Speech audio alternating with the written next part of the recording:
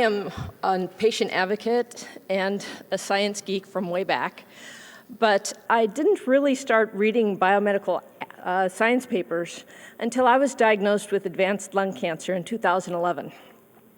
So I've read science papers before, I've read engineering papers before, and I looked at my first biomedical article and had no idea what it was talking about. So I went through an educational process. I'm going to share with you how I approach reading scientific papers, and specifically abstracts. How many of you know what an abstract for a science paper is? How many of you read them? Okay, so some of you are familiar, good. Hopefully not all of this will be new. So you want to know what an abstract is? This, if it's going to go forward for me, is an abstract. And it's a condensation of everything that's in the paper. And if you're like me, your first reaction is, it can be a bit overwhelming. But really, abstracts are broken down into sections, and they each have functions, and you can follow what's going on with a little help. There are two different kinds of articles that you will come across. One is review articles, and what they're doing is looking at all of the different literature is out there and summing it up to see if there's a trend or specific information you can get from it. And the other is an actual research study where they're gathering data. I'm going to talk about review articles just because they're a little easier to start with. Abstracts come in sequence. They all have a title that hopefully expresses what they're about. They have an introduction or a purpose that gives you an overview of the subject, a method that tells you how they went about the research, results that tell you the results of the research or of the review, and then a conclusion where they pull it together and say, this is what it means.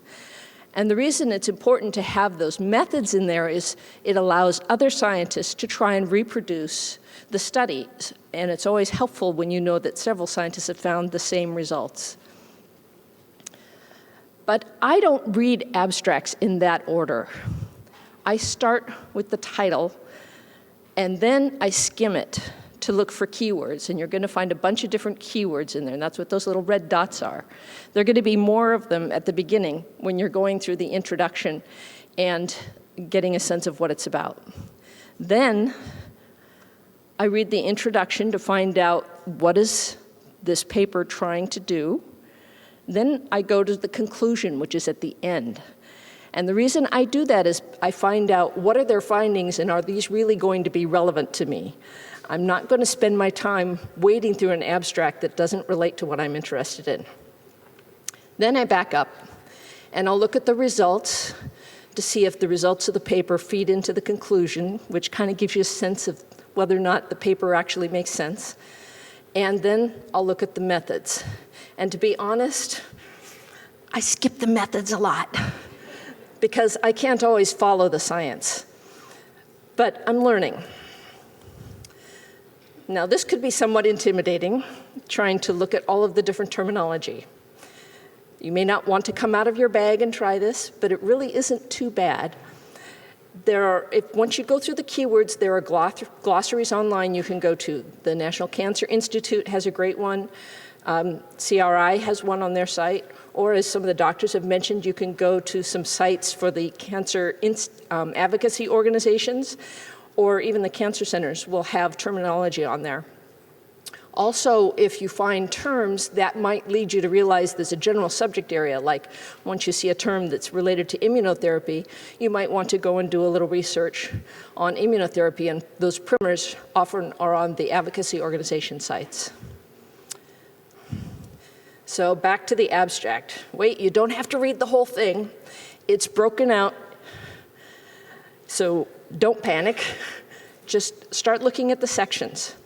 So you can see this one was nice enough to actually label their sections. They don't always do that. So it's got a purpose, it's got methods, results, and conclusions. And then you can start skimming it to look for keywords, things that are unfamiliar to you. I've underlined them here, but I'm going to break them out so you don't have to read this. I'm going to break it out where it's a bigger section. The first section we're going to look at is the title. So, the efficacy of tumor vaccines and cellular immunotherapies in non-small cell lung cancer, my cancer, a systemic review and metastatic analysis. A lot of words, but there's some keywords in there, okay? You heard mentioned in earlier presentations, they talk about tumor vaccines, cellular immunotherapies. In this case, cellular immunotherapies is the way these authors chose to word it, and sometimes you won't find it exactly that way in the glossary, but you can kind of make inferences. Non-small cell lung cancer is a particular type of cancer you can find. And then here, systemic review tells you this is going to be a review paper. It's going to look at a bunch of different papers and give you some information. And how many of you don't know the term meta? It's just analyzing information rather than generating it. So now we're going to go to the purpose. Well, what's this paper about? Again, let's look at the keywords. They're going to look at advanced non-small cell lung cancer, and they give you the acronym so you don't have to say the whole thing every single time, NSCLC. And they're going to look at, down here at the bottom, the efficacy of tumor vaccines and cellular immunotherapies in non-small cell lung cancer. And I see the lovely information technology has moved my little underlines around, so this might be fun. So you also see some terms in there talking about tumor vaccines, cellular immunotherapies, and checkpoint blockades, all of which were mentioned earlier. I'm not going to have time in 15 minutes to explain all the terms. I'm just trying to show you the approach. So now, let's look at the conclusion. It's short, thankfully. Again, look at the underlines. Hey, and they're in the right place. Tumor vaccines, cellular immunotherapies, and then here's some other terms, OS and PFS. These are terms that show up a lot in cancer studies. OS is overall survival, which is they're keeping track of how many people are alive at a certain time, regardless of what they died of. And the other, well, obviously they're alive, they haven't died. I need more coffee. And PFS is progression-free survival. So people who are alive and their cancer has not progressed at that point. So they found, let's go back, I guess I didn't get my underline in the conclusion, but essentially they found that cellular immunotherapies were more effective than tumor vaccinations for non-small cell lung cancer. So if you're interested in finding out what immunotherapy might give you the best chance or might give you what kind of clinical trial you might go into, this would give you a good idea. So now back up on the results, and these start getting more complicated. So here's a term, RCTs are randomized controlled trials. They talk again about immunotherapy extending survival, and you see terms in here I'm not going to define. They have HR, they have CI, P. These are all statistical measures for determining whether something is better than something else. And this is one reason that I get nervous when I start getting into results and methods, because the statistics still intimidate me after 20 years. Cellular therapies outperform tumor vaccines. So in this case, I think they're talking about checkpoint inhibitors are doing better than vaccines. And this is a lovely wording of science that doesn't always put things in clear terms. Essentially, they said they give you a negative result. A lot of papers want to report positive results because that's what gets them into the good journals, and they don't mention the negative results. But negative results can be just as useful. Finding out that therapy A did not work is just as useful as finding that B did. So in this case, they're saying that usually immunotherapies work better in patients with a higher stage of disease than in a lower stage compared to chemo. Okay, and that there was no significant effect of tumor histology on survival. Histology is the type of cancer that you have, so there's tons of different lung cancers. So they're saying it doesn't matter what type of non-small cell lung cancer you had, the effect was the same. Now, if you go into how is it done, the methods, then you start getting a little more complicated when they're talking about random effect models and subgroup analysis, et cetera. And this is where, if you really want to get into this sort of thing, the advantage of doing it is that it helps you understand whether it was a well-designed trial. But if you're not a scientist and you have a good relationship with your oncologist, you can ask him, is this a well-designed trial? And I've been amazed at the number of times my oncologist has said, no, don't pay any attention to that one. So now you've looked at this abstract. Is this any use to you? So first you need to look at what problem is it trying to solve. And in this case, this particular one was looking at whether tumor vaccines were better than cellular immunotherapies. So that's the question it had. Is that relevant to you? Well, that's something that you have to answer, but if you're considering one of those immunotherapies, that might be information you're interested in. Is it current? That's really important in immunotherapy. Every research in cancer is changing so fast that if you don't keep track of the date, you might find that you're reading an article that was 5 years ago that has no relevant information for what you're trying to do now. This article was from 2016, so that's fairly good. Is the sample size representative? Not all, you know what sample size means? How many people are in the trial, or how many papers they looked at. So if there's a field that has 1,000 papers on the subject and the review looks at 2, then that probably isn't going to be as valid as a review that looked at 100 papers. If you're looking at a clinical trial and they have 15 people in it, the results are not going to be as valid as a study that had 300 people in it. So that's why sample size is important. Another to look at is it in a well-regarded journal with a good peer review process? And the reason this is important is that there are journals out there whose sole purpose is to publish people and get paid for it. I've been invited to speak at a bunch of conferences, and they say, we welcome you to come and speak, and we'll publish you. There's no peer review process, and they don't pay me either.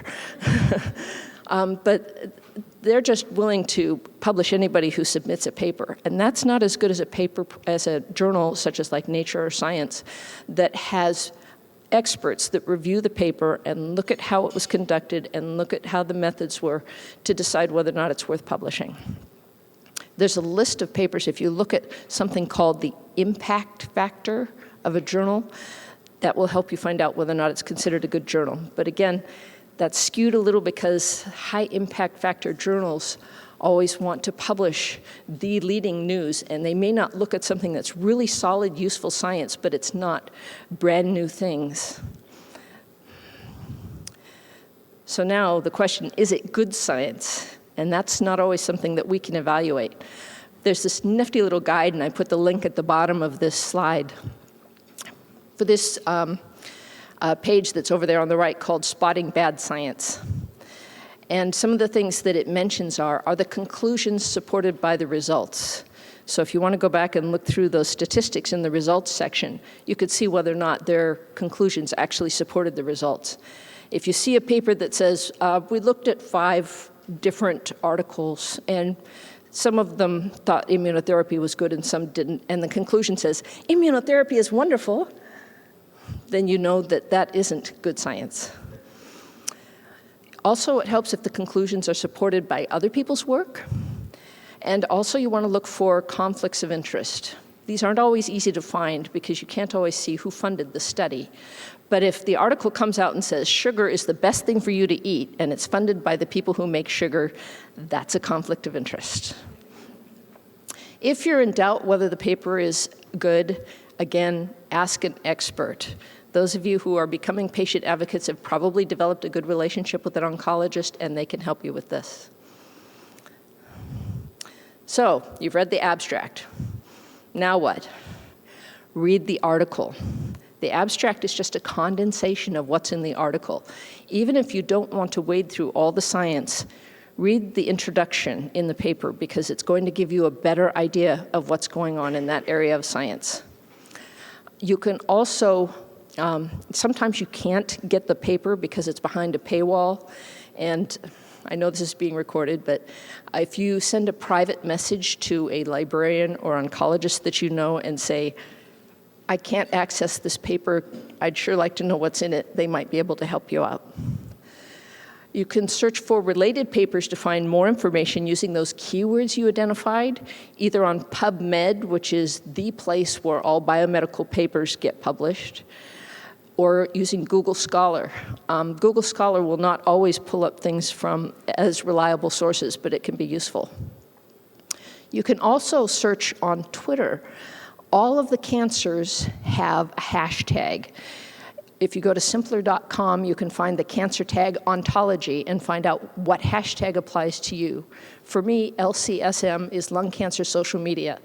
And we have a lot of oncologists that as soon as a paper gets published, it's put up there by somebody to say, this is a really good paper. So that's a good way to find more information.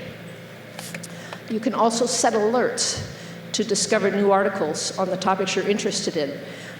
The American Association for the Advancement of Science has the eurekalert.org page, or you can go to Google Alerts and put in those keywords you want, and it will let you know when new articles have been published on that subject.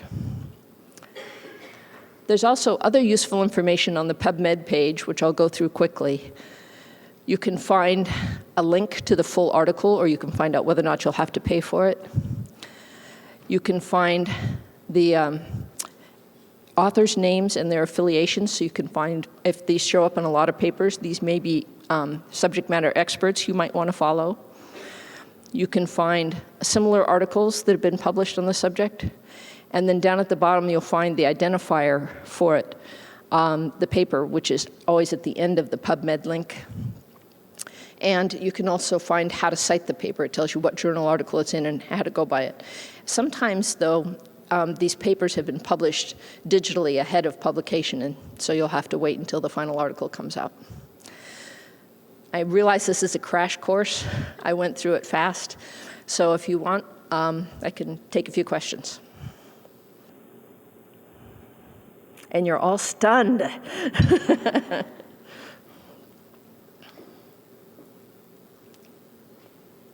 Or it could be lunchtime. See one down here? Okay. And I've got one here too. Yeah. We'll see who gets. No, I know you skipped the part. I'm sorry? I know you skipped a part. You said, oh, they told you not to worry about it, but I really think it's important for people to know progression-free survival and overall survival rate, you know, when they look at these studies, that these studies are done, you know, a lot of times short-term, and that it can be very, how can I say, it can be very anxiety producing when you see these studies, especially if you have cancer, when you see these things about progression-free survival and overall survival rates. I do think that's something that maybe you could explain a little better to people. Okay. The question is explaining better for overall survival and progression-free survival. So when you see overall survival on a paper, they are looking at the number of people who are alive at certain times. And cancer patients, especially those with metastatic cancer like myself, some of us die. And seeing those statistics can be unsettling for people. And some people don't want to deal with that. But the reality is we're looking at what makes a difference in overall survival. We're looking at what helps us be around longer. And when you see a study that says the average overall survival on this drug is 7 months compared to 3 months, they're saying, well, you only get 4 more months. But I'm a good example of how that isn't always true. That's the median. The median is there's an equal number of people who survived longer and an equal number of people who died sooner than that number. So for my drug, the clinical trial I was in was for crizotinib for ROS1 lung cancer. And the study showed that the median overall survival, which was amazing, was 18 months. Wow. I'm at 4 years and still going. Yeah.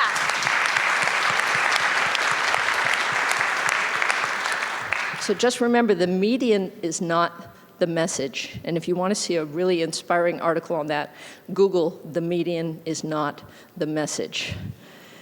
Progression-free survival is not quite the same as overall, but there's a lot to be said for living without your disease progressing. The quality of life is worthwhile, and so seeing an improvement in progression-free survival means a lot to cancer patients.